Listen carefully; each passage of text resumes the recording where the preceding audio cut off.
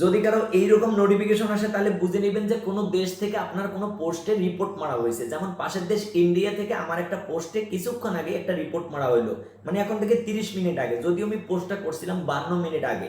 দেখুন আমি যদি এই নোটিফিকেশনটার উপর ট্যাপ করি তাহলে আপনারা যে স্ক্রিনটা দেখতে পারবেন সেই স্ক্রিনের শুরুতেই লেখা থাকবে কোন দেশ থেকে আপনাকে রিপোর্টটা করে দিছে। ওকে, দেখেন এই যে এখানে দেখতে পাচ্ছেন ইন্ডিয়া থেকে আমাকে কিন্তু রিপোর্টটা করে দিছে, এই যে ইন্ডিয়া, ঠিক আছে, ইন্ডিয়া থেকে আমার এই পোস্টে রিপোর্ট মেরে দিছে। যদি আপনার পোস্টে এরকম রিপোর্ট মারে তাহলে আপনি কি করবেন, দেখুন এখানে নিচে একটা অপশন দেখতে পাচ্ছেন সি অপশন। ওকে, তো এই যে সি অপশনটা দেখা যাচ্ছে, এই সি অপশনের উপর ট্যাপ করবেন। ট্যাপ করার পর এখানে আপনার তিনটে অপশন পাবেন। দেখেন প্রথমে লেখা আছে ডিলেট মেসেজ, তারপর আপনি দেখতে পাবেন সি ফটো, মানে আপনি যে পোস্টটা করছেন সেই পোস্টটা ঠিক আছে কিনা। যদি ট্যাপ করেন তাহলে আপনারা দেখতে পাবেন যে আমার একটা লেখা এখানে আমি লিখে দিয়েছিলাম, সবাই জানে বর্তমান থেকে শিক্ষা নিতে পারলে ভবিষ্যৎ সুন্দর, অথচ আমরা বর্তমান কেটে গেলে ভুলে যাই।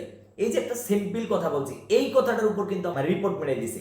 তো যাই হোক, এই এখন মেসেজটার উপর আমি কি করব, দেখেন এখানে ভিজিট করতে বলছে আমার ট্রান্সপারেন্সি সেন্টার, মানে যদি আমি জানতে চাই যে কি কারণে আমার এই রিপোর্টটা মারা হয়েছে, তো সেই দেশের মানে আইন অমান্য করছি এইরকম কোন একটা রিপোর্ট আমার এই পোস্টের এগেনিস্টে দিয়েছে। তো যাই হোক, এটা হচ্ছে সম্পূর্ণ মিথ্যা এবং হচ্ছে একটা শত্রুতার বশে এই রিপোর্টটা দেওয়া। তো এইরকম রিপোর্ট যদি কখনো আপনাদের আসে আর আপনারা যদি নিজেকে হুমকির মুখে মনে করেন তাহলে কি করবেন, এই মেসেজটাকে ধরে আগে মেসেজটাকে ডিলিট করে দিবেন। মেসেজটা চলে গেছে সাপোর্ট ইনবক্স থেকে।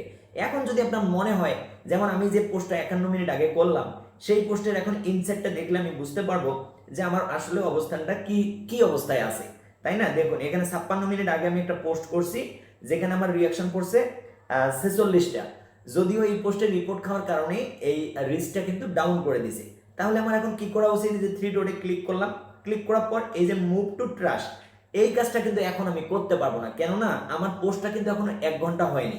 যখন 1 ঘন্টা ওভার হয়ে যাবে তখন আস্তে করে ধরে আমি ট্রাস্টে দিয়ে দেবো।